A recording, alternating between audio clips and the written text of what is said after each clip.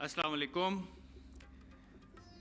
میں vice chancellor doctor Arshad Ahmed, board of trustees کے member Faisal داؤد صاحب، ہمارے فیکلٹی ممبرز، اسٹاف ممبرز اور فارغ التحصیل ہونے والے اسٹوڈنٹس کو خوش آمدید کہتا ہوں.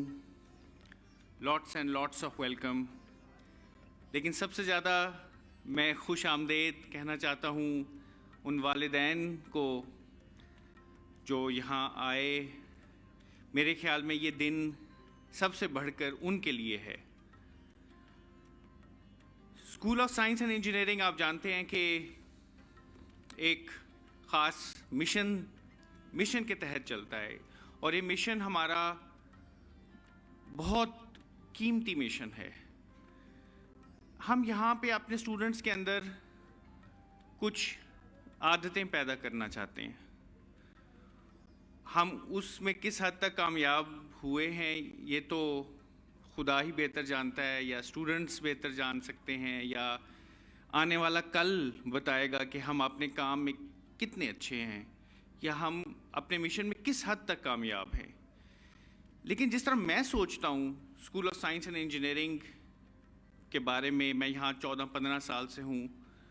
ہم یہاں پہ کچھ شخصیتیں بنانا چاہتے ہیں. اپنے اسٹوڈنٹس کے اندر ہم کچھ خاص عادتیں پیدا کرنا چاہتے ہیں، ان کے ذہنوں کو جھنجھوڑنا چاہتے ہیں، ان کی شخصیت میں کچھ خاص ایسی چیزیں پیدا کرنا چاہتے ہیں جو ان کے آگے کام آ سکے.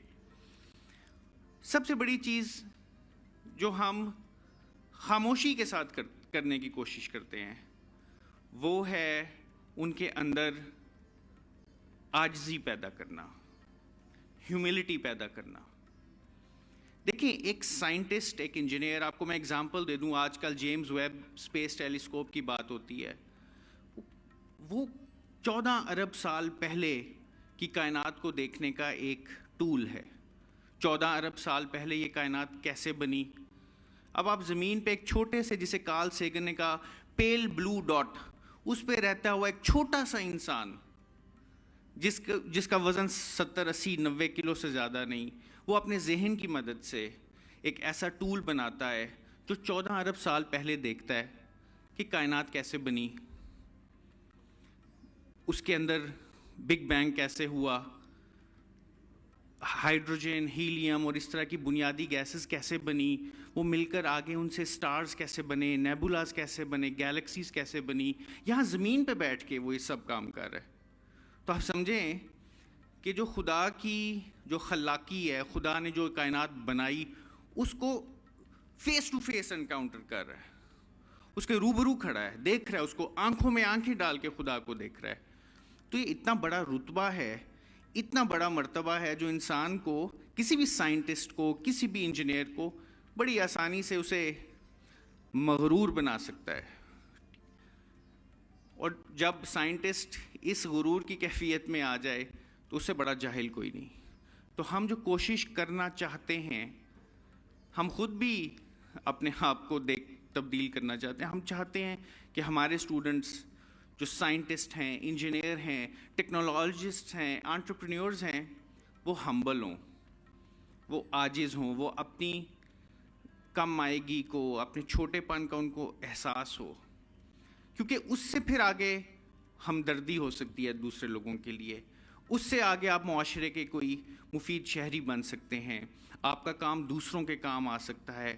آپ گیور سے، ٹیکر سے گیور بن سکتے ہیں. تو اب یہ ہمارے یہ سائنٹسٹ اور انجینئرز اب عملی دنیا میں یا تو قدم رکھ چکے ہیں یا رکھنے جا رہے ہیں. 4 سال انہوں نے زبردست محنت کی. ماسٹرز کے اسٹوڈنٹس نے 2 سال، پی ایچ ڈی کے اسٹوڈنٹس نے 5-6-4 سال. اور جو اس وقت عالمی حالات ہیں، یہ خاص طرح کے خطروں میں کھیلے ہیں. تو خطروں میں کھیل کے آپ کو پتہ ہے کہ کوئی بھی میٹل ہو، اس کو آپ بھٹی میں ڈال دیں، وہ ایک انیل ہو جاتا ہے. اس میں ایک نئی صلاحیتیں پیدا ہو جاتی ہیں. کوئلے کو اگر آپ بھٹی میں ڈال دیں، ہائی پریشر میں، ہائی ٹیمپریچر پہ، وہ ہیرا بن جاتا ہے، ڈائمنڈ بن جاتا ہے.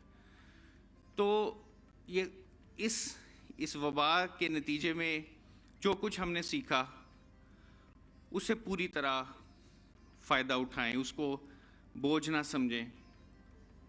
آپ نے بڑی مشکل وقت دیکھا ہے, آپ اس مشکل سے اچھے سبق حاصل کر کے آگے بڑھ جائیں.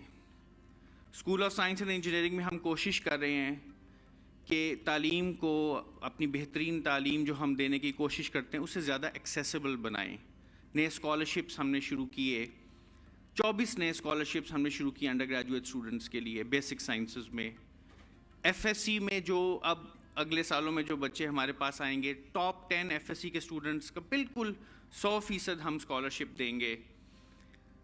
تو یہ ایک نیشنل مشن ہے, لمز کے امبریلا کے اندر school of science and engineering کے ایک نیشنل مشن ہے. Dear students, I would really urge you to stay in touch with us. Keep coming back to us. This is your home. This has been your home for 4, 5, 6 years. You'll always find in us a colleague, a co-worker. We're not your teachers any longer, but you'll find in us friends. Come back to work in our laboratories, help other students. اور آخری چیز جو میں کہنا چاہتا ہوں آپ کو, اب آپ زندگی کے سیل رواں میں آگے جا رہے ہیں, شکر گزاری کا جذبہ کبھی نہ چھوڑیں. اور شکر گزاری کے سب سے زیادہ مستحق آپ کے والدین ہیں, آپ کے ماں باپ ہیں. آپ نہیں جانتے, شاید کبھی نہ جان سکیں کہ ان کے دل میں ان کی اس وقت دلی کیفیات کیا ہوں گی. یہ شاید ان کی آنکھیں بتا دیں, شاید ان کے دل بتا دیں, شاید ان کے ہاتھ جو وہ آپ کے سر پہ رکھیں وہ بتا دیں. لیکن ان کے ساتھ آپ نے ہمیشہ اپنا رشتہ صرف جوڑنا نہیں بلکہ پیوستہ اور استوار رکھنا ہے, مضبوط رشتہ رکھنا ہے ان کے ساتھ. کیونکہ اگر آپ اپنے ماں باپ کے ساتھ یہ رشتہ مضبوط نہیں کریں گے تو پھر آپ ملک کے بھی کام نہیں آ سکیں گے, آپ کسی اور کے بھی کام نہیں آ سکیں گے.